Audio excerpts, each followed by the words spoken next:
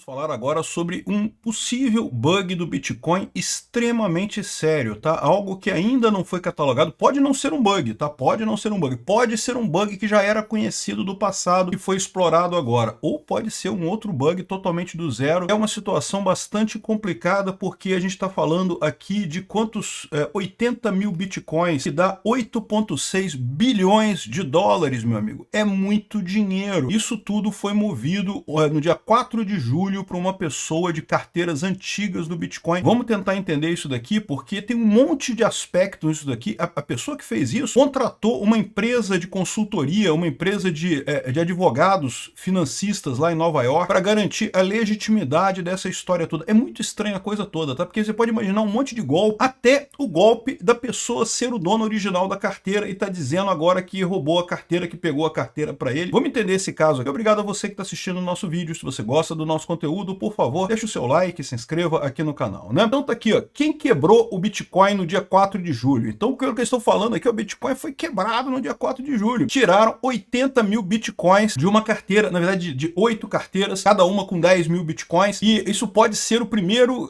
exploit real do Bitcoin, né? Na verdade não é o primeiro, porque como vocês acompanharam aqui no meu canal, tem uma série de vídeos aqui no canal em que eu exploro todos os bugs da história do Bitcoin, né? O Bitcoin teve uma série de bugs ao longo da história, coisa e tal, foram todos resolvidos. Hoje em dia é um sistema muito sólido e coisa e tal, mas houve bugs no passado e ainda existem bugs de vez em quando. É que raramente são bugs do tipo você conseguir tirar dinheiro de alguém. Esse tipo de bug é um bug muito sério, né? Então, olha só, isso não foi uma baleia, isso foi uma mensagem. O timing, a precisão, as mensagens ocultas, tudo aponta para um ato deliberado que vai redefinir como a gente pensa a segurança do Bitcoin, tá? Então tá aqui, ó, as carteiras, as moedas vieram de 8 carteiras, que é uma carteira Bitcoin. É um conjunto de chaves pública e privada, né? Chave pública e privada, você que conhece segurança da informação sabe como é que funciona. O que você criptografa com a chave pública, você decriptografa com a chave privada, e vice-versa. O que você criptografa com a chave privada, você decriptografa com a chave pública, né? Então é todo o sistema de segurança, não só do Bitcoin, tá? Todo o sistema de segurança da internet, de forma geral, dos bancos modernos, tudo é baseado em criptografia assimétrica e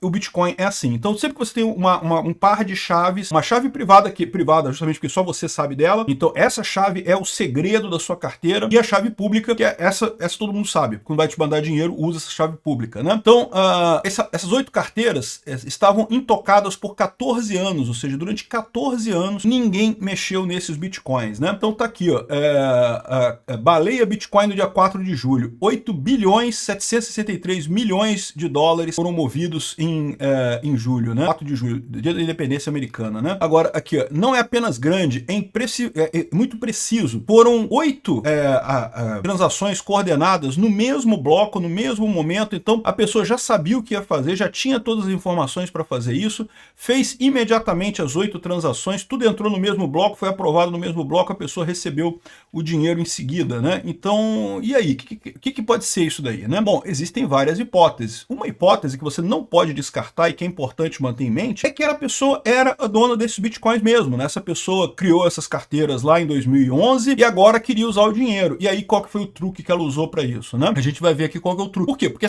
a pessoa que comprou esse dinheiro lá em 2011 comprou muito Bitcoin. Isso aqui já tinha valor. Ela gastou com 54 mil dólares em 2011. Olha, ninguém gasta 54 mil dólares numa moeda que lá em 2011 ninguém nem sabia que existia direito, o que era aquele negócio, né? Mesmo quem acreditava muito em Bitcoin, pegar 54 mil dólares e comprar em Bitcoin, não é puxado, não. Uma coisa, tudo bem que agora valem bilhões, né? Mas assim, ganhou muito dinheiro, mas não havia essa garantia, poderia não ganhar, né? Só que o que acontece? Essa pessoa botou esse dinheiro e tá parada agora. Se ela quiser sacar esse dinheiro agora, ela vai ter que pagar imposto de renda sobre isso daí. Ela teve uma renda, né? Ela ganhou dinheiro com esses Bitcoins que ficaram parados esse tempo todo. Então o que a gente pode estar vendo aqui também, eu não sei, ninguém tem informação, mas o que a gente pode estar vendo aqui, na verdade, é essa mesma pessoa que já era dono dessa carteira e está fazendo um truquezinho meramente legal. Isso explicaria as transferências tão rápidas, né? Para pensar, se a pessoa está fazendo um mecanismo qualquer de ataque, tipicamente todo ataque tem alguma tentativa e erro, né? Você raramente consegue de primeira. Toda invasão de internet, toda coisa que você tem de invasão, sempre tem uma tentativa e erro, você tenta isso, depois tenta isso, até que uma hora você consegue e aí você entra, né? E aqui não, ela simplesmente moveu as 8 carteiras, né, atual, e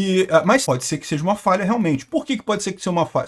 Essas carteiras são muito antigas, né? O formato P2PKH, que é o primeiro formato de carteira do Bitcoin, começa com o número 1. Esse formato de endereço é ruim? Não, não é ruim. Ele é bom, ele funciona muito bem, tanto quanto os atuais. O único problema é que naquela época, como o Bitcoin estava começando, ninguém levava muito a sério o Bitcoin, ninguém chegou a pensar que o Bitcoin realmente teria valor, era mais uma experiência de laboratório. Então, na hora de criar a carteira, o que é criar a carteira? É você criar o par chave privada e chave pública para aquela carteira, né? E como é que você cria esse par chave pública e chave privada? Tem um vídeo aqui no canal em que eu falo sobre como é que funciona a criptografia simétrica, por exemplo, como é que é. No caso, eu uso o exemplo RSA, tá? Nesse caso aqui, o Bitcoin usa curvas elípticas, mas é basicamente o mesmo processo. No caso do RSA, você sorteia dois números primos, aí os números primos fazem uma série de contas com base nesses números primos, tem que ser números primos grandes, não pode ser número primo pequenininho. Quer dizer, em tese você consegue fazer isso com número primo pequeno, mas aí é fácil de quebrar. Então você usa números primos grandes e faz uma série de contas e consegue chegar na sua chave privada e chave pública nisso daqui. Tudo começa com randômico. E aí qual que é o problema, né? O que eles falam aqui é que o randômico não era razoável, é um randômico muito fraco. Entre 2010 e 2013, várias carteiras fizeram erros críticos ao usar randômicos não seguros, né? Por exemplo, carteiras que usavam Android antes da versão 4.3 usavam a função Security Random, né? Quem é programador sabe, tem a função Random, Rand, dependendo da linguagem, coisa e tal, e tem a Security Random, que é melhor. Mas no caso do Android, tinha um problema e dava para você identificar esse randômico. E se você identifica o randômico, você gera a mesma chave de novo, você quebrou a criptografia, né?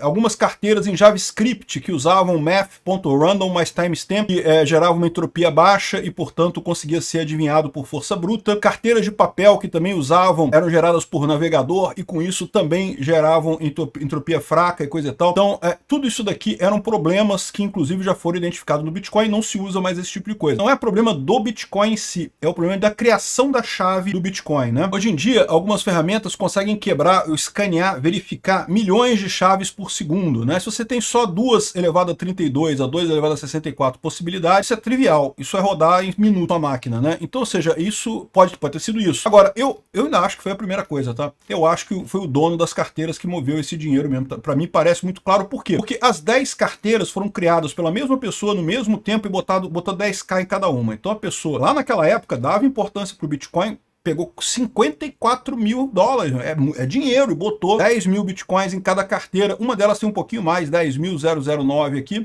E aí esse pessoal guardou, deixou parado esse tempo todo, né? Então eles estão falando aqui que pode ser o randômico, pode ser algum outro problema, mas aí tem mais detalhe. Aí entra um outro detalhe dessa história, que é a informação sobre as mensagens. Então, quando a pessoa tirou agora dessas carteiras, né? Tirou dessas carteiras antigas. As carteiras antigas começam com 1, tá vendo? As novas é BC1 alguma coisa. Então ela tirou dessas carteiras antigas aqui e deixou uma mensagem em cada transação dessa. Então olha só, está escrito aqui, a primeira mensagem: notícia legal, aviso legal, nós tomamos posse dessa carteira e de seu conteúdo. Ponto final, tomamos posse dessa carteira e do seu conteúdo. Tomamos posse. É nossa. Não está abandonada? Prove isso com uma transação on-chain usando a chave privada até 30 de setembro. Ou seja, o cara está dizendo o seguinte, ele está querendo usar a lei lá nos Estados Unidos, e se você achar alguma coisa nos Estados Unidos, isso não é roubo. Você achou, a coisa é sua, é seu. Você achou, dinheiro é seu. Mas você tem que avisar o mundo e dar um prazo de 90 dias para um eventual dono reclamar aquela coisa. Se em 90 dias alguém reclamar, provar que a coisa é dele, então você tem que entregar a coisa para ele. Se não, é seu. Então tá aqui, ó, não é abandonado? Prove isso por uma transação online usando a chave privada até 30 de setembro. Ou seja, se a pessoa é a dona da carteira, ela tem a chave privada, então ela pode provar isso até o dia 30 de setembro, né? Aviso para o proprietário: veja o site solomonbros.com/ownernote. Aí tá aqui, ó, esse site aqui, ó, o cara fez uma coisa aqui, Solomon Brothers. Segundo eles estão dizendo aqui, ó, tem um about deles aqui, ó. Solomon Brothers é um conselho financeiro e legal em Nova York, que representa um cliente que identificou que algumas carteiras estão abandonadas e são em risco de serem atacadas por um ator ruim no presente ou no futuro. Devido à privacidade, à política de privacidade, nós não diremos quem é esse cliente. cliente da empresa. O cliente tomou tomou passos para notificar os donos das carteiras. Parece que na semana passada alguns dessas carteiras notaram um aviso colocado nas carteiras movendo esses ativos para outras carteiras. Nosso cliente jamais tomaria alguma ação que vá impactar de forma adversa o mercado cripto e está investido no sucesso e no futuro das criptomoedas, né? Então o que ele está dizendo, ó, eu não vou torrar esse dinheiro todo de uma vez só, não estou querendo quebrar o Bitcoin, não é nada disso, né? De fato, fazendo essa ação por sua própria conta, o cliente está criando uma oportunidade para os proprietários dessas carteiras que de outra forma não teriam nada. O que está querendo dizer? As carteiras têm fragilidade de segurança. Se você não fizesse nada, alguém ia acabar roubando esse dinheiro, não se sabe quem, então eu roubei primeiro, tomei posse primeiro. Se você provar que é seu, eu te entrego, eu não vou ficar com isso não, eu te entrego, né? E existem problemas de segurança, não sei o que lá, com carteiras abandonadas, e tipicamente essas carteiras são abandonadas pelos proprietários quando tem uma situação de perderem a chave privada e, consequentemente, uma carteira sem a chave é praticamente sem valor. E uma outra coisa, o que ele pode estar dizendo aqui é que ele identificou uma maneira de recuperar as carteiras perdidas antigas, tá? Isso daqui é um serviço que vai ter muita gente que vai querer, porque tem gente que diz que tinha tantos bitcoins, não sei o que lá, no computador e jogou o HD fora e não sei o que lá, né? Certamente se ele vender esse serviço. Enfim, aqui, ó, o cliente não tem interesse em reclamar carteiras que não estejam de fato abandonadas. Então, aqueles que tiverem a chave privada podem facilmente sinalizar que a chave não está perdida, portanto, essa carteira não foi abandonada, apenas mandando uma transação mínima e movimentando o conteúdo para uma nova carteira. Aí ele fala aqui em algum momento aqui, ó, que isso é um aviso legal postado em acordância com a lei aplicável, dá a oportunidade para o proprietário de reclamar propriedade de outra forma qualificada como perdida ou abandonada. O proprietário tem que ter um prazo de 90 dias para responder esse aviso. Em outras palavras, se um proprietário com uma prova válida de propriedade tem que responder até o dia 10 de outubro de 2025. Se nenhuma resposta for recebida, as carteiras digitais e seu conteúdo será considerado confirmado como abandonado e, portanto, propriedade do atual dono, né? Em soma, o fato de uma resposta pode prover na corte evidência de que você abriu mão de todos os direitos sobre essas carteiras e coisa e tal e coisa e tal. Então você pode provar a sua propriedade fazendo uma transação ou então mandando uma mensagem. Tem um formulário de contato aqui que você pode mandar qual que é a sua prova de que você é dono de uma dessas carteiras, né? E aí, ou seja, o que ele está dizendo eu achei isso, eu achei essas carteiras. As carteiras foram achadas, é objeto achado. Se é achado é dele pela lei americana. E aí que é a coisa curiosa, eu fico pensando se a carteira não era do cara mesmo, e ele tá fazendo essa parada porque ele vai pagar menos imposto dessa forma. Repara que ele preparou tudo aqui do ponto de vista legal, ele sabe que isso vai acabar no tribunal, ele vai botar isso no tribunal e não sei o que lá, para provar que é dele a carteira e pronto, e aí ele pode dizer, ó, eu achei a carteira achada, é meu, ele ainda tem que pagar imposto de renda nisso também, tá? Quando você acha um tesouro, você tem que pagar imposto de renda sobre isso, mas talvez seja menor o imposto de renda, eu não sei, eu confesso que eu não conheço a lei americana, o imposto americano o suficiente para dizer isso. Pode ser esse o ataque, na verdade, né? O cara tinha essa carteira desde aquela época, agora ele quer movimentar a carteira e agora ele quer fazer isso pagando o mínimo de imposto possível, o que faz todo o sentido do mundo, né? Então é muito interessante isso daqui. E aí, o que você acha? Você acha que acharam uma falha, né? Outra coisa que ele botou aqui, ó. Além disso, ele botou uma mensagem colocando aqui, ó, 4, 8, 15, 16, 23, 42. Você lembra daquele seriado Lost? Seriado velhão, anos 2000 e pouco, né? Que até começou muito bom. A primeira temporada eu gostei, eu assisti a primeira temporada do Lost, mas depois ficou muito confuso, muita confusão. Criou um monte de enigmas, enigma sobre enigma sobre enigma, e no final não resolveu nada, né? Enfim, esses números aqui aparecem em determinado ponto da série lá, como uma coisa que você tinha que digitar a cada tanto tempo para não acabar o mundo e não sei o que lá. E o mais curioso dessa história toda, né, é que existe um episódio do Lost, Orientation, episódio do Lost, temporada 2, episódio 3, que foi escrito por Craig Wright, que diz que é o cara que fez o Bitcoin. Ele diz ser Satoshi Nakamoto, né? Ninguém acredita, mas ele diz que né? Esse episódio teria sido feito... ou seja, no final das contas, será que essas carteiras são do Craig Wright? Eu não duvido nada. De novo, isso não quer dizer que ele tenha quebrado o Bitcoin, tá? Ele podia ser dele a carteira. Ele guardou desde aquela época. Ele realmente estava envolvido.